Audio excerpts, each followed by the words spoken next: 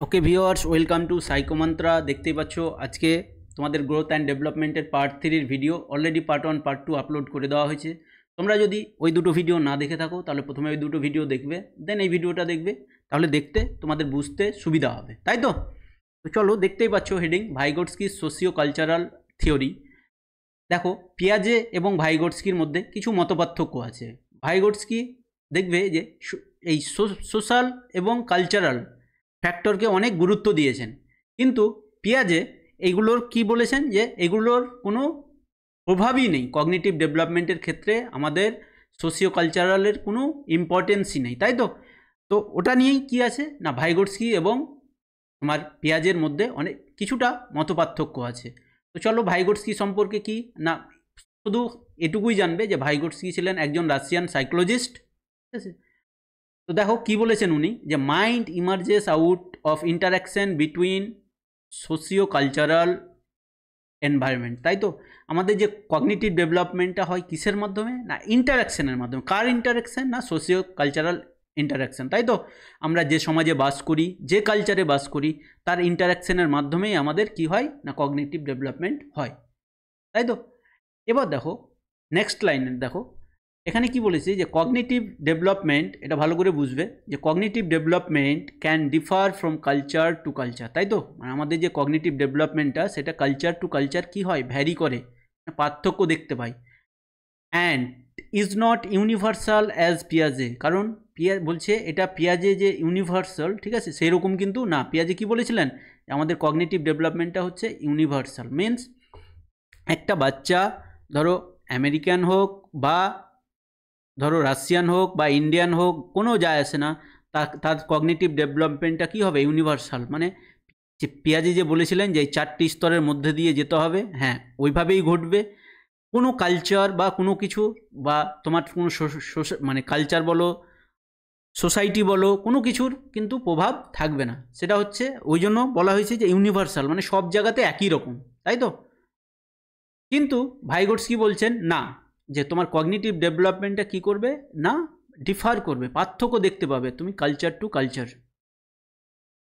Hope এতদূর পর্যন্ত বুঝতে পেরেছো এটা নিয়ে কি না, ভাইগোটস্কি এবং কি আছে, পিয়াজের মত পার্থক্য আছে। তারপর দেখো ভাইগোটস্কি কি করেছেন না, আমাদের যে ইন্টারাকশন, ঠিক আছে, ইন্টারাকশনের উপর অনেকটা জোর দিয়েছেন। কি ইন্টারাকশন না, সোশিও কালচারাল ইন্টারাকশন, মানে আমরা যে সমাজে বাস করি তার মানে কি, ওই সমাজে কি করে মানুষজন থাকে, তাই তো, পিপল থাকে, এবং কালচার, ঠিক আছে, যেখানে আমরা বাস করি।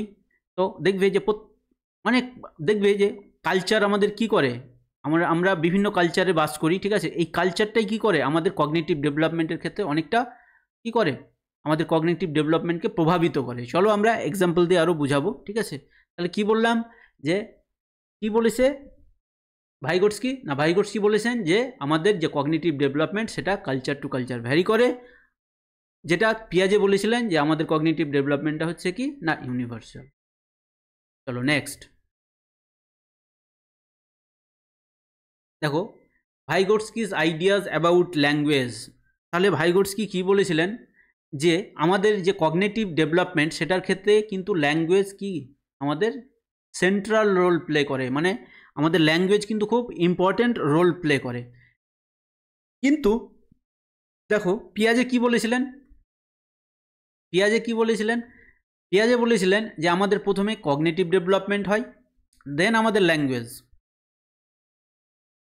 ডেভেলপমেন্ট হয়। কিন্তু ভাইগটস্কি কি বলছেন, আমাদের প্রথমে ল্যাঙ্গুয়েজ ডেভেলপমেন্ট হয়, দেন আমাদের কগনিটিভ ডেভেলপমেন্ট হয়। ধরো আজকে আমি তোমাকে ভাইগটস্কির থিওরি পড়াচ্ছি, তাই তো? ধরো এই ভাইগটস্কির থিওরিটা আমি কি করছি না, আমি তোমাকে পড়াচ্ছি, কিসের মাধ্যমে পড়াচ্ছি, আমি ল্যাঙ্গুয়েজ ইউজ করছি, তাই তো? এবার এই ল্যাঙ্গুয়েজ ইউজ করে তোমাকে ভাইগটস্কির থিওরামটা পড়াচ্ছি, তাহলেই তো তোমার কগনিটিভ ডেভেলপমেন্ট ঘটছে। এটাই তো ভাইগটস্কি বোঝাতে চেয়েছেন পিয়াজেকে, যে আমাদের প্রথমে কি হয় না, ল্যাঙ্গুয়েজ ছাড়া আমাদের কগনিটিভ ডেভেলপমেন্ট হতে পারে না, তাই তো? তার মানে কি, প্রথমে আমাদের ল্যাঙ্গুয়েজ ডেভেলপমেন্ট হয়, দেন আমাদের কগনিটিভ ডেভেলপমেন্ট হয়। এখান থেকে আরেকটা তোমার আসবে যে প্রাইভেট স্পিচ, তাই তো? প্রাইভেট স্পিচ বা ইনার স্পিচ বলা হয় এটাকে। দেখবে বাচ্চা, ধরো একটা বাচ্চা কোনো কাজ করছে বা বন্ধুর বাড়ি যাচ্ছে, ধরো এখান থেকে এর বন্ধুর বাড়ি যাচ্ছে, ওর বন্ধুর বাড়ি হচ্ছে এখানে, ধরো মানে একটা বাচ্চার ধরো ওর বন্ধু, ধরে নাও বন্ধুর বাড়ি হচ্ছে ধরো সুজাপুর, সুজাপুরের বাচ্চা, ওর বন্ধুর বাড়ি হচ্ছে ধরো সুজাপুরের একটা কোনো ভিলেজে। তো ও কী করছে না, প্রথমে ভাবছে যে প্রথমে এত দূর যাব, দিয়ে আবার টার্নিং নিতে হবে, বলে বলে করছে, দিয়ে আবার এত দূর যাব, দিয়ে আবার রাইট টার্ন নিতে হবে, আবার স্ট্রেট, দেন রাইট টার্ন, দেন লেফট, দেন রাইট, তাই তো, লেফট দেন রাইট, দেন ফ্রেন্ডের বাড়ি, তাই তো। তো এই যে বলে বলে করা, এটাকেই বলবো আমরা কি না প্রাইভেট ইনার স্পিচ, তাই তো। বাচ্চারা কি করে না বলে বলে কাজ করে, দেখবে ও মনে মনে ভাবে যে এখন স্কুল ছুটি হবে, বাড়ি গিয়ে খেলবো, ঠিক আছে, এটা বলতে বলতে থাকে। তার মানে কি এগুলো হচ্ছে ইনার স্পিচ বা প্রাইভেট স্পিচ যেটাকে বলছি আমরা। হয়েছে? এতদূর পর্যন্ত বুঝতে পেরেছো? চলো নেক্সট যেটা আমরা বুঝবো সেটা হচ্ছে কি না জেডপিডি, তাই তো। জেডপিডি এর ফুল ফর্ম হচ্ছে জোন অফ প্রক্সিমাল ডেভেলপমেন্ট। মনে রাখবে জোন অফ প্রক্সিমাল কথার মানেই হচ্ছে, এই প্রক্সিমাল কথার মানেই হচ্ছে close two learning. Close two learning মানে আমরা শেখার খুব কাছাকাছি আছি। তাহলে দেখো includes all knowledge skills that a person can not understand or perform on their own but capable of learning with guidance. মানে ও নিজে নিজে করতে পারবে না, কেউ যদি ওকে সাহায্য করে দেয় তাহলে কিন্তু ও পেরে যাবে। ওই যে দেখো ক্লোজ টু লার্নিং মানে শেখার খুব কাছাকাছি, কিন্তু একা পারবে না, ওকে কি করতে হবে না সাহায্য করতে হবে। দেখো একটা এক্সাম্পল, যে 2+3 ইন্টু 5 ডিভিশন 5। এবার দেখো একটা বাচ্চা ও যে অ্যাডিশনও জানে, মাল্টিপ্লিকেশনও জানে, ডিভিশনও জানে, কিন্তু এই প্রবলেমটা সরলটা সিম্পলিফিকেশনটা করতে পারছে না। কেন করতে পারছে না? ও বুঝতে পারছে না যে কোনটা আগে করব। তো ওকে কেউ যদি কি করে না ওকে একটু হেল্প করে দেয়, যে প্রথমে তুমি ভাগের কাজ করো, তাহলে কি করবে ও না 2+3 ইন্টু 5 ডিভিশন 5 মানে 1। আবার যদি ওকে কেউ হেল্প করে দেয় যে আগে তারপর মাল্টিপ্লিকেশনের কাজ, তাহলে কি করবে না 2+3 1 যা 3। আবার কেউ যদি বলে যে তারপরে হচ্ছে অ্যাডিশনের কাজ, তাহলে কি করবে না 5। তাহলে আনসার কত হয়ে গেল 5। তার মানে ওকে কে করলো, কি করলো না কেউ গাইড করলো, তাই তো, ওই জন্য ও করতে পারলো। যে গাইড করলো ওকে, ওকে বলছি আমরা কি না MKO, মোর নলেজেবল আদার, তাই তো, মোর নলেজেবল আদার। তাহলে মোর নলেজেবল আদার কি না more knowledgeable other is anyone that has greater ability than the learner, তাই তো, মানে লার্নার থেকে যারই জ্ঞান বেশি সেই হচ্ছে ওর MKO। And act as a guide হিসাবে কি করে কাজ করে, তাই তো। তাই এই তোমার যে MKO এটা কে কে হতে পারেন, তোমার প্যারেন্টস হতে পারেন, তোমার টিচার্স হতে পারেন, তোমার ফ্রেন্ডস হতে পারেন।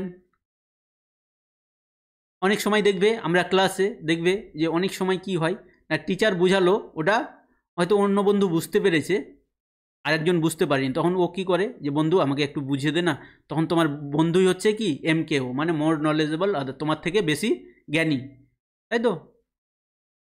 হোপ এতদূর পর্যন্ত বুঝতে পেরেছো। নেক্সট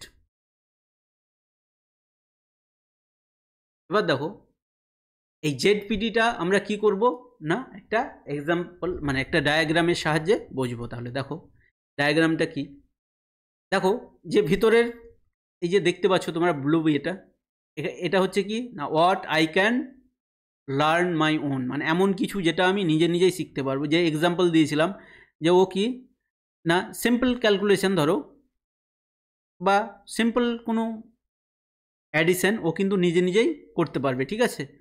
বলছে what I can learn on my own, আমি নিজে নিজেই শিখতে পারবে যেগুলো। সেকেন্ড বলছে, থার্ড কি বলছে বিয়ন্ড মাই রিচ, যেটা আমাকে করে দিলেও আমি পারবো না। ধরো একটা গ্রেড 3 বা ক্লাস 3 ধরো একটা ক্লাস 3 বাচ্চা, ওকে তুমি একটা ধরো ইঞ্জিনিয়ারিংয়ের তুমি একটা ম্যাথ দিয়ে দিয়েছো বা তুমি প্রবলেম দিয়ে দিয়েছো, তো তুমি ওকে যতই গাইড করো না কেন, যতই তুমি শেখাও না কেন, ওটা হচ্ছে বিয়ন্ড ওর রিচ, কারণ ও তো জানেই না।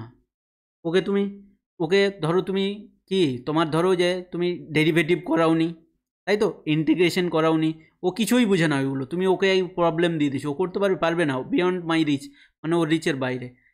এবার দেখো সেকেন্ড কোশ্চেনে আছে কি না, what I can learn with help, মানে আমাকে কেউ যদি সাহায্য করে তাহলে কিন্তু আমি শিখতে পারবো। এইটাকেই বলছি আমরা ZPD, মানে হচ্ছে জোন অফ প্রক্সিমাল ডেভেলপমেন্ট। মানে প্রক্সিমাল কথার মানেই হচ্ছে কি, এই প্রক্সিমাল কথার মানেই হচ্ছে close two learning, close two learning, close two learning মানে শিখার কাছাকাছি। মানে কেউ যদি তোমাকে একটু হেল্প করে দেয় তাহলে তুমি শিখে নেবে, পেরে যাবে। ওই যে এক্সাম্পলটা দিলাম 2 + 3 × 5 ডিভিশন 5, তাই তো, তোমাকে কেউ যদি হেল্প করে দেয় তাহলে তুমি কেন, তুমি অ্যাডিশনও জানো, মাল্টিপ্লিকেশনও, ডিভিশন জানো, তোমাকে যদি কেউ একটু হেল্প করে দেয় তাহলে তুমি কিন্তু এটা এই তোমার এটা মানে সিম্পলিফিকেশনটা করতে পারবে। তোমাকে কেউ বলে দিচ্ছে যে আগে ডিভিশনের কাজ, তখন কি করবে, 2 + 3, তাই তো, 2 + 3 ইন্টু 5 ডিভিশন 5 মানে 1, তারপর বলে দিচ্ছে যে মাল্টিপ্লিকেশনের কাজ পরে, দেন মাল্টিপ্লিকেশন, তাহলে কী করবে না 2 + 3 × 1 মানে 3, দেন অ্যাডিশন মানে 5, তাই তো। তাহলে কি হলো না, তোমাকে কি করলো, সাপোর্ট করলো, হেল্প করলো। তো এই যে সাপোর্ট বা হেল্প, এটাকেই আমরা বলছি কি স্ক্যাফোল্ডিং। কি মনে রাখবে, স্ক্যাফোল্ডিং। তাহলে স্ক্যাফোল্ডিং কি, চলো আমরা ওটাই শিখবো। যে স্ক্যাফোল্ডিং হচ্ছে কি না টেম্পোরারি সাপোর্ট, তাই তো, আমরা বলতে পারি যে স্ক্যাফোল্ডিং হচ্ছে কি না টেম্পোরারি সাপোর্ট। দেখো scaffolding is a teaching method that provide temporary support to learners as they develop new skills, তাই তো। কি হয় না, ধরো একটা বাড়ির যখন ছাদ হয়, দেখবে ছাদ যখন হয় তখন ছাদের সময় কি দিই আমরা, কি দিই, শাটারিং, তাই তো, শাটারিং ইউজ করি। কেন না, প্রথমে ছাদ যখন দিই ওটাকে সাপোর্ট দেওয়ার জন্য আমরা শাটারিং ইউজ করি। দেখবে কিছুদিন পর ওই শাটারিংটা আমরা যদি রিমুভ করে নিই, খুলে দিই, তাহলে কিন্তু ছাদটা থেকে যাবে, কোনো অসুবিধা নেই।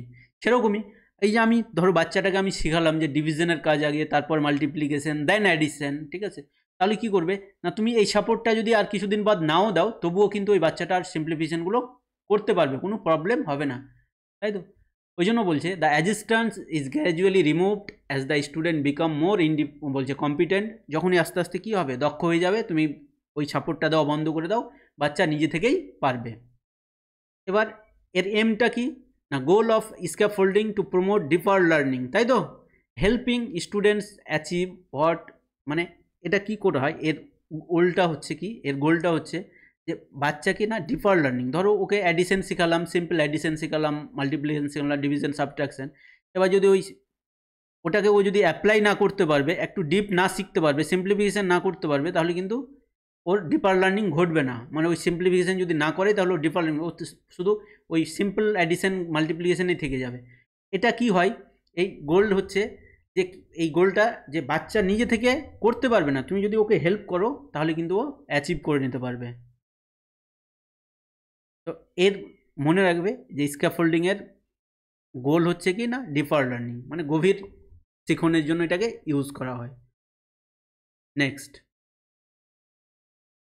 এবার দেখো এই যে বললাম স্ক্যাফোল্ডিংয়ের এক্সাম্পল, ধরো একটা বাচ্চা কি হয় না, প্রথমে যখন হাঁটতে শিখে তখন ওর মায়ের সাপোর্ট লাগে, তাই তো, মা ধরে ধরে হাঁটতে শেখায়, দেখবে ধীরে ধীরে এই মায়ের সাপোর্টটা সরতে থাকবে, বাচ্চা নিজেই হাঁটতে পারবে। এই যে সাপোর্ট, এই সাপোর্টটা হচ্ছে টেম্পোরারি, এটাকে বলছি আমরা কি স্ক্যাফোল্ডিং। তারপর দেখো বাবা কি করছে না, বাচ্চাকে সাইকেলিং শেখাচ্ছে, তাহলে দেখবে পিছন থেকে সাইকেলটা ধরে আছে সাপোর্ট দেওয়ার জন্য, তাই তো, সাপোর্ট দেওয়ার জন্য ধরে আছে, তাহলে কি এটা হচ্ছে স্ক্যাফোল্ডিং, এটা হচ্ছে একটা টেম্পোরারি সাপোর্ট। দেখবে কিছুদিন পর ওই আর সাপোর্টটা লাগবে না, বাচ্চা নিজে নিজেই সাইকেলিং করতে পারবে, তাই তো। নেক্সট, এবার দেখো ভাইগোটস্কির যে থিওরাম, ঠিক আছে, এটার কিন্তু একটা অ্যাপ্লিকেশন আছে, এর অ্যাপ্লিকেশন হচ্ছে না রেসিপ্রোকাল টিচিং। কি না, improve students ability to learn from text, মানে টেক্সট থেকে শেখার যে দক্ষতা সেটা কিন্তু এই রেসিপ্রোকাল টিচিংয়ে কী করা হয় না ইমপ্রুভমেন্ট করা হয়, দক্ষতা বাড়ানো হয়। দেখো কি করা হয়, বলছে in this method teachers and students collaborate in learning and practicing 4 skill, 4টা স্কিল প্র্যাকটিস করে। কি না, সামারাইজিং, মানে ধরো একটা বড় প্যাসেজ পড়লো, ঠিক আছে, ওটাকে নিজের ভাষায় টিচার বলবে, তাই তো, টিচার বলে দিবে। তারপরে কি হবে না, কোয়েশ্চেনিং, ধরো বাচ্চা পড়ছে, তুমি যদি কোয়েশ্চেন না করো তাহলে বুঝতে পারবে না, তাই তো, যে পড়াটা হচ্ছে না, বাচ্চা মানে কিছু বুঝতে পারলো না তার জন্য কি করতে হবে না, মাঝে মাঝে কোয়েশ্চেন করতে হবে, তাহলে কি বাচ্চা মন দিয়ে পড়বে। তারপর দেখো ক্ল্যারিফাইং, যেটা বুঝতে পারলো না তাকে তোমার কি করতে হবে না, ক্ল্যারিফাই করতে হবে জিনিসটাকে। অ্যান্ড দেন প্রেডিক্টিং, তাহলে কি বললাম, এটা 4টা স্কিল, কি না, summarizing, questioning, clarifying and predicting. তো এই হচ্ছে তোমার Vygotsky skills socio cultural theory. Hope তোমরা বুঝতে পেরেছো ভিডিওটা। যদি ভিডিওটা ভালো লেগে থাকে তাহলে তোমরা লাইক করে নেবে এবং চ্যানেলটাকে সাবস্ক্রাইব করে দেবে। Thanks for watching this video.